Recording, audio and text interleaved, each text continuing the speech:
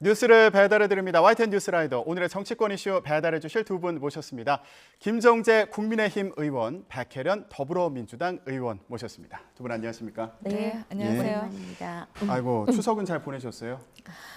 저희 지역은 이번에 태풍 피해 때문에요. 그러니까요. 추석이 아주 좀 우울했습니다. 그래서 지금 피해 복구에 모든 분들이 지금 하나 돼서 지금 복구하고 있는 중이고요. 또 이 전국에 계신 우리 모든 국민들 또 많은 봉사활동 해주실 여력이 있으신 분들은 포항으로 와셔서 좀 더 많이 도와주셨으면 합니다. 그러니까요. 예. 지역에 지금 태풍 피해가 커가지고 네.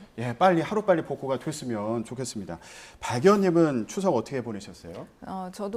저는 오랜만에 진짜 가족들과 함께 또 못 보던 친지분들 이렇게 만나 뵙고요. 지역구도 좀 돌아보고 코로나 없이 어떻게 보면 가족들과 함께 모든 사람들이 함께 즐길 수 있는 추석이어서요. 이번에 좀 만끽한 것 같아요. 그래서 오늘 나오는 게 참 어렵더라고요. 네, 어려우셨을 것 같아요. 월요병이 아니라 화요병이 있는 그런 연휴 이제 다음 날입니다. 의원님, 그런데 좀 지역에서 이렇게 직접 들으신 추석 민심은 어땠는지 이것도 좀 궁금해요. 좀 간단히 얘기해 보면 어떻게 정리할 수 있을까요? 뭐 사실 이제 정치권이니까 정치 얘기를 할 텐데 이번에는 국민들이 다 정치 얘기보다는 다른 얘기들을 더 많이는 하셨던 것 같아요. 예. 어떻게 보면 이제 정치에 대한 피로감들이 크시고 또 3년 만에 가족들과 친척들과 이렇게 함께하는 추석이다 보니 그런 얘기가 많았는데 정치 얘기를 한다고 한다면은 무엇보다도 좀 윤석열 정부에 대한 실망 이것들이 굉장히 크신 것 같아요.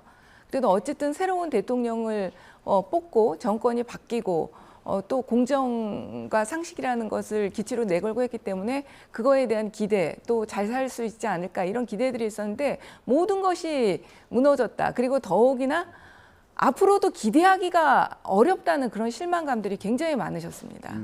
그러셨군요. 네. 아니 근데 또 한편에서는 이거 정치권 이슈는 먹고 싶지 않은 반찬인데 왜 자꾸 추석 밤상에 올리려고 하냐 뭐 이런 분들도 계셔가지고 의원님은 좀 추석 민심 어떻게 들으셨습니까? 저희는 아무래도 뭐 저희 지역은 이번에 피해를 받았기 때문에 다들 피해받은 지역이 포항 남구인데요. 남구는 어떠냐 이런 걸 많이 서로가 얘기를 했었고 그거보다도 시장 가면 좀 힘든 거 이거 좀 해결 좀 해라. 정말 다들 힘들다. 그러니까 민생 문제죠. 첫 번째는. 그리고 아까 뭐 공정상식 얘기하셨는데 뭐 저희 지역이 제 지역구가 경북 포항이라서 그런 수는 있겠지만 도대체 대통령 뽑아줬더니 뭐 하는 거냐. 그래요? 처리할 거 좀 빨리빨리 처리해라. 뭐 공정상식.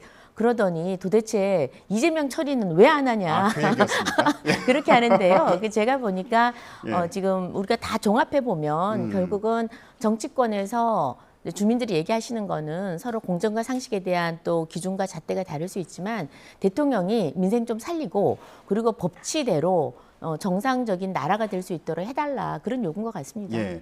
그럼 그거는 좀 어떻게 보셨어요? 윤석열 대통령 같은 경우 이번 추석 연휴에 아까 저희가 전해드린 것처럼 이제 급식소에서 배식도 하고 민생 행보에 좀 집중하는 걸로 보였는데 좀 평가를 한다면 어떻게 할 수 있을 것 같으세요? 저는 이번에 모든 답은 현장에 있지 않습니까? 그래서 현장에서 정말 서민들이 많이 힘들어하고 있고 결국은 국가가 존재하는 이유가 이런 힘든 사람들, 약자들에 대해서 얼마나 잘 두터운 울타리가 되어줄 수 있느냐 이건데요. 거기 현장에 가서 또 느끼고 거기에 대해서 약자와 함께 하겠다는 또 표를 위한 정책이 아니라 진심으로 하겠다라는 그런 모습을 좀 보여준 것 같아서 아마 좀 긍정적인 그런 평가가 좀 나오는 것 같습니다. 네. 근데 민주당에서는 어제 기자간담회 하는데 국민들은 이런 거 민생 쇼로 본다 또 이런 지적이 나오기도 했어요. 의원님은 어떻게 보셨습니까? 사실 요번에 윤석열 대통령의 행보는 충분히 예상이 됐던 행보예요. 그러니까 진짜 이렇게 무료 구십석 가고 장병들 또 전통시장 어떻게 보면 대통령의 기본적인 행사라고 할까요? 예상이 충분히 됐기 때문에 좀 그만큼 주는 감동도 없었다. 좀 진정성이 있다고 느껴지지는 않았던 것 같아요. 그냥 갈래적인 행사라는 그런 느낌이 들었고 약자를 위한 동행, 약자와의 동행, 약자와의 복지 그걸 말씀을 하셨는데 이게 말과 행동이 일치되지 않는다. 왜냐하면 당장 지금 예산을 보게 되면요. 복지 예산이 엄청나게 깎였습니다. 그래요? 네, 그리고 노인 일자리 예산이라든지 정말 진정한 약자를 위한 예산이 굉장히 많이 깎였거든요. 그리고 정부의 기조가 그렇습니다. 그런 기조와 예산을 가지고 약자와의 동행, 약자를 위한 복지를 얘기한다고 하면 말과 행동이 일치하지 않는 거죠. 예. 윤석열 대통령은 표가 안 되더라도 진짜 어려운 분들을 돕는 그런 복지 정책을 펴겠다 이렇게 강조를 했는데 예산은 좀 꼼꼼히 따져봐야겠어요. 그러니까 방금 그런 문제죠. 예를 들어서 청년표 얻기 위해서 또 노인표 얻기 위해서 그냥 포퓰리즘식으로 예산을 그냥 펑펑 써줬던 게 바로 문재인 정부의 가장 큰 문제점이었습니다. 좀 더 장기적으로 젊은 청년들에게는 일자리를 마련해주기 위해서 기업을 살리는 정책들 좀 더 롱텀으로 봐야 되는 거죠. 근데 그때 표에만 집착하고 그때 그냥 단 것만 주는 것에 그런 정책과 그런 예산 퍼주기 거기서 벗어나겠다는 거죠. 이번에 그 약자 복지를 진정한 의미에서 하겠다라는 건 바로 그런 의미에서 하는 말이고요. 지금 뭐 아까 말씀하신 그 예산 같은 것들이 과거의 그런 퍼주기 예산이라든지 순간적인 그냥 그러니까 짧은 단기 일자리 같은 것들 그런 것들 다 그런 예산들이 이제 좀 걷어내고 좀 긴 호흡으로 이제 긴 호흡으로 정책을 수행하는데 예산을 좀 배분하겠다. 네. 그게 이번 윤석열 정부의 기본 틀인 것 같습니다. 아, 예산 심사 언제부터 하는 거예요, 의원님? 사실은 이제 정기국회 때부터 시작됐다고 지금 이제 볼 수가 있는 건데요. 이제 기본적으로 얘기한다면 이제 본회의에서 대정부 질문 들어가고 예. 네, 그 다음에 이제 상임위 이제 국감이 들어가거든요. 그렇죠. 국감 끝나고 나면 이제 전격적인 이제 예산 전국으로 들어가는 거죠. 근데 이미 이제 시작은 됐다 이렇게 보면 됩니다. 이제 다음 네. 주부터 대정부 질문 시작되니까 본격적으로 국회가 이제 활동을 하고 지금 두 분 의원님 이렇게 뵈니까 앞으로 또 공방 치열할 것 같다는 생각이 그러니까 듭니다. 예산에서도요. 그렇고 저는 기본적으로 윤석열 정부가 마인드가 아직 예전과 같은 대기업 중심의 가진자 중심의 시각입니다. 그러니까 지금 예산 구조 보면 뭐 중장기로 보면 롱텀으로 보자고 하시는데 롱텀으로 볼 수 있는 예산 특별하게 저는 못 봤어요. 아, 그래요? 네. 언제 저희가 한번 예산 관련해서도 좀 꼼꼼히 따져보는 시간을 마련해 보도록 하겠습니다. 의원님, 그러면 일단 윤석열 대통령이 민생을 강조하고요. 그리고 이제 조만간 영국, 미국, 캐나다 순방도 이제 예정되어 있지 않습니까? 지금까지 보면 지지율은 한 30%대 초반 이렇게 유지를 하고 있는 상황인데 좀 돌파구를 찾을 수 있을 것 같으세요? 지금으로 봐서는 특별한 사실 돌파구가 보이지 않는 것 같아요. 제가 볼 때는 이 30%대가 고차가 될 것이다. 그때 제가 20%대에서 30% 올라간 건 기술적 반등이라는 표현을 했는데요. 지금 그냥 그 국면인 거예요. 너무 떨어졌었기 때문에 30%대로 올라가는 거 실제로 국민들이 원했던 것, 정말로 이 지지율이 떨어졌던 것의 가장 근본적인 이유 중에 하나를 인사 참사를 들었거든요. 그런데 결국 인사 문제를 해결하는 방식이 정말로 국민들이 원했던 그리고 그런 전면적인 쇄신 같은 것은 전혀 없었지 않습니까? 그냥 행정관들 주로 대통령실의 행정관들 거의 이렇게 자르는 수준의 그런 인사 쇄신밖에 없었고 근본적인 그런 인사 참사에 대한 대책은 없었기 때문에 이렇게 이 지지율이 또 오르기는 좀 어려운 측면이 있다고 네. 보여요. 예, 지금 특별한 돌파구는 보이지 않는다. 윤석열 대통령 일단은 약자 동행, 약자 복지를 강조하고 있는 상황인데 이것만으로는 좀 이 30%대 지지율을 극복하기가 쉬워 보이지 않는다. 예, 이렇게도 볼 수 있을 것 같아요. 당연하죠. 지지율이라는 것은 뭐 약자와의 동행을 한다고 해서 올라가고 저는 그런 건 아니라고 봅니다. 지금 떨어졌던 지지율이 급락했던 이유들이 있지 않습니까? 인사 참사라든지 아니면 특히나 우리 그 국민의힘 당 내에 내홍 컸습니다. 그리고 내용을 보면은 또 무능 또는 그다음 윤핵관 등등 많은 것들이 나오는데요. 그대로 반대로 역주행을 하면 됩니다.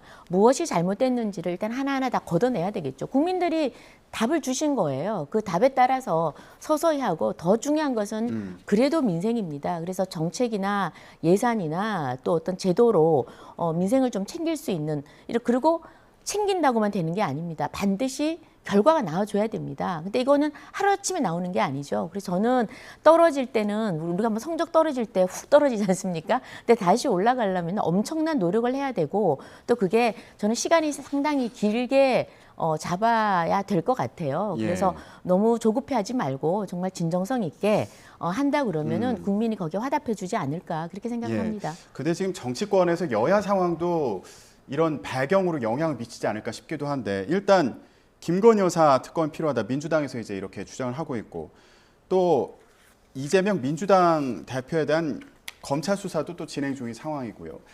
이런 전국 상황이 국민들에게 참 답답함을 주는 거 아닌가 이런 생각도 드는데 여론조사 결과를 봤더니요. 김건희 여사 특검이 필요하다는 응답이랑 또 이재명 민주당 대표에 대한 검찰 수사가 표적 수사가 아니다. 이런 답변이 다 절반을 웃돌아서요. 그러니까 정치권에서는 이 문제로 대립을 하고 있지만 국민들이 볼 때는 이거 다 문제다 이렇게 생각하는 거 아닌가 싶어서요. 의원님 어떻게 보셨어요? 근데 그 김건희 여사 특검 문제하고요, 이재명 대표 수사 기소 문제를 동렬 순상에 놓고 보면 안 될 것 같아요. 왜요? 그리고 여론조사 결과도요. 어. 완전히 다르거든요. 그 보면은 여론조사 결과가 두 개가 뭐 가반이 넘기 때문에 거의 비슷하다 이렇게 얘기를 하는데 절대 그렇게 보면 안 됩니다. 사실 김건희 여사 특검 문제는요 보면요 특검 해야 된다와 안 해야 된다 그 수치가 30% 제가 기억하기로는 30%가 넘습니다. 차이가? 네, 차이가 30%가 넘고요. 예. 이재명 대표 문제는 10%가 채 안 됩니다. 네. 음. 그러니까 안전이 다른 것이죠. 30%와 10%를 놓고 본다면 안전 국민 여론은 다르다고 봅니다. 김건희 여사 특검 문제에 대해서는 국민들 대다수가 해야 된다. 그리고 지금 그 김건희 여사의 무혐의 처분한 거에 대해서는 불공정하다. 이것이 국민들의 정서인 거예요. 예. 그리고 이재명 대표의 수사와 기소 문제에 대해서는 그 가반이 넘는다고 하지만 또 40%가 넘는 국민들이 정치 보복이다. 표적 수사다 이런 인식인 겁니다. 그러니까 안전이 다른 것이죠.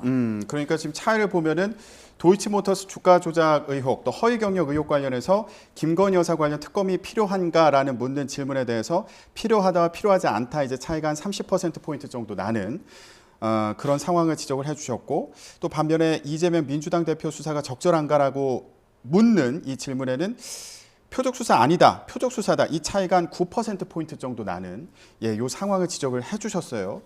의원님 같은 경우 좀 어떻게 보셨어요? 지금 쌍특검 하자. 민주당에서 이런 얘기도 하잖아요. 김건희 여사 특검이랑 이제 뭐 이재명 대표도 의혹 관련해서 그러면 두 개 다 특검 같이 하자 이런 얘기도 있는데 어떻게 보세요? 그러니까 이재명 대표의 지금 범죄 수사를 하자는 겁니다. 그러니까 범죄자 혐의를 받고 있는 범죄 수사를 하자는 걸 지금 정치 선동으로 지금 막아서 물타기를 하려는 그 물귀신 작전으로 지금 들어가는 것 같은데요. 지금 뭐 국민들께서는 여론이 뭐 몇십 프로, 5%, 10%, 30%, 저는 그건 사실 의미 없다고 봅니다. 그러니까 분명한 것은 지금 이재명 그 대표는 수사를 받을지 누구나 다 알고 있었어요. 누구나 다 삼척 동자도 다 예견하고 있었던 겁니다. 사법 리스크에 대해서는 이미 알고 있었고요. 이분이 당대표 대통령 선거할 때 정과 뭐 사범이다 이런 거 했을 때 국민들이 분노했었는데도 아무튼 대통령 선거 완주를 했습니다. 그 이후에 지금 또 본인이 어떤 수사를 받을지 다 알고 있는 거예요. 그래서 이번에는 그 대선 기간 중에 있었던 허위 사실 공표로 선거법으로 지금 혐의로 지금 이번에 기소가 된 겁니다. 이거 수사 받을 거 다 알고 있었습니다. 그리고 이걸 막기 위해서 뭘 했습니까? 당대표 나오지 않았습니까? 국회의원 선거부터 일단 나왔죠. 그다음에 또 당대표 나오지 않았습니까? 그다음에 기소가 돼도 지금 민주당의 당원이 기소가 되면은 더 이상 당원 활동을 못하게 직무를 정지하게 돼 있는데 이것도 또 바꿨습니다. 계속 방탄으로 지금 조끼를 한 겹, 두 겹, 세 겹 입습니다.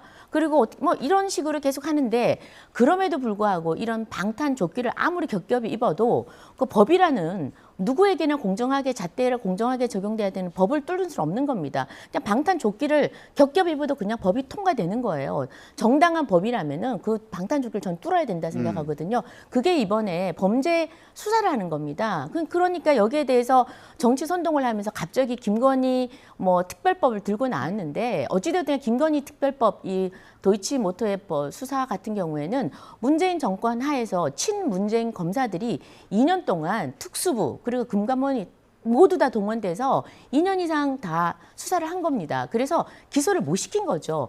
문재인 정권 하에서도 기소를 시킬 수 없을 만큼 문제가 없던 거를 지금 갑자기 특검을 하자고 들고 나오는 거는 이거는 뭐 정치 물타기를 하는 거죠. 정치 물타기다, 정치 네. 선동이다 이렇게 또 말씀하셔가지고요. 아니 진짜 범죄 수사를 해야 됩니다. 그러니까 범죄 수사를 저희 막자는 게 전혀 아니고 해야 되는데 공정하게 똑같이 돼야죠. 사실 김건희 여사에 대한 문제 제기도 대선에서 너무 많이 됐고 도이치 모터스 주가 조작 같은 경우는 지금 속속들이 여러 가지 사실들이 밝혀지고 있습니다. 실제로 김건희 여사가 정말 도이치 모터스 주가 조작과 관련해서 무관하다고 할 수 있는가?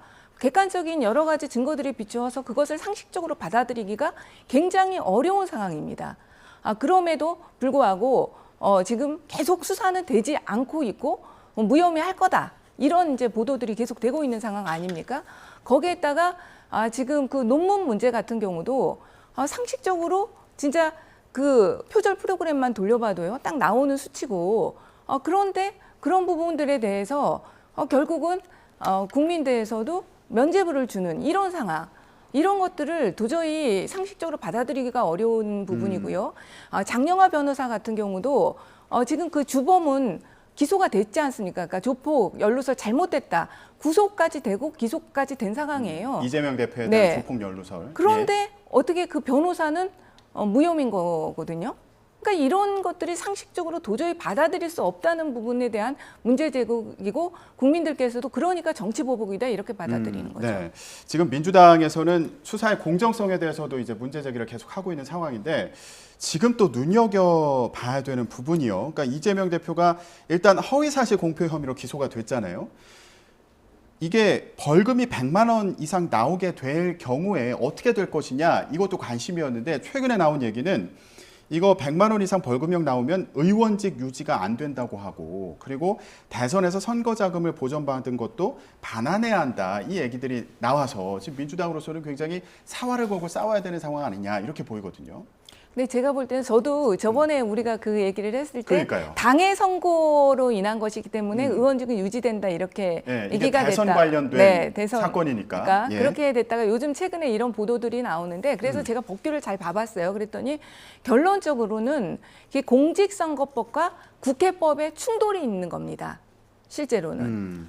그래서 결론적으로는 헌법재판소에 가서 결국은 법률이 충돌이 있는 상황이기 때문에요. 이게 판단을 받게 되지 않을까 이런 생각이 들어요. 예. 그런데 일단 공직선거법에서의 법의 취지는 그 당의 선거에 한해서 자격박탈을 하려고 법을 만들었던 것인데 국회법에서는 어쨌든 의원직 상실과 관련해서 이게 그러니까 피선거권이 박탈되게 되면 박탈되는 조항이 있는 거죠. 근데 국회법을 만들 때 제가 볼 때는 이런 상황을 예상하고 만든 것은 아닙니다. 네, 그때 진짜 대선 후보가 국회의원이 되고 또 대선 당시에 그것으로 이렇게 자격 박탈이 된다는 상황은 예상할 수 없었을 것 같습니다. 그래서 제가 볼 때는 헌법재판소에 결국 가게 되면 비례의 원칙이나 이런 것들에 비춰봐서 반하기 때문에 결국 불합치 결론이 나지 않을까 이렇게 예. 생각돼요. 그러니까 만약에 벌금 100만 원 이상이 나오게 되면 피선거권이 이제 박탈되는 거는 국회법에 이제 그 공직선거법에 공직선거법이고 예. 그 피선거권이 박탈되면 의원직이 박탈된다는 게 이제 국회법에 국회법. 있는 조항인데요. 두 개가 이제 서로 부딪히니까 헌법재판소로 가야 되지 않을까. 만약에 그런 상황이 네, 생긴다면. 만약에 그런 상황이 생기면 앞으로 또 공방이 계속 될 것으로 보이는데 지금 민주당 상황 얘기해봤고요. 마지막으로요, 의원님. 국민의힘 얘기 안 할 수가 없어서 언제 이 상황이 정리되는 건가 싶은데 일단 비대위 관련해서요. 오늘 인선을 이제 할 것 같은 네. 그런 상황으로 예상이 되는데 그런데요. 만약에 이준석 전 대표가 법원에 가처분 신청을 또 했잖아요. 지금 4번째 가처분 신청까지 한 상황이잖아요. 이거 신문 뭐 내일 한다 그러는데 만약에 또 이번에도 인용이 된다면 법원에서 받아들인다면 국민의힘에서 어떻게 대응할 수 있을까요?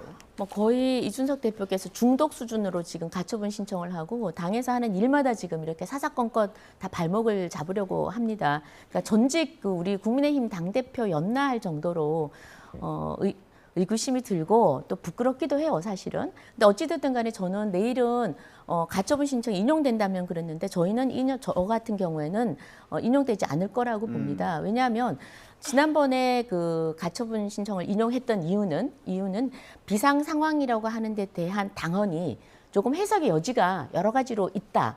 그래서 분명하지 않다라는 그래서 저 가처분 인용을 했었거든요.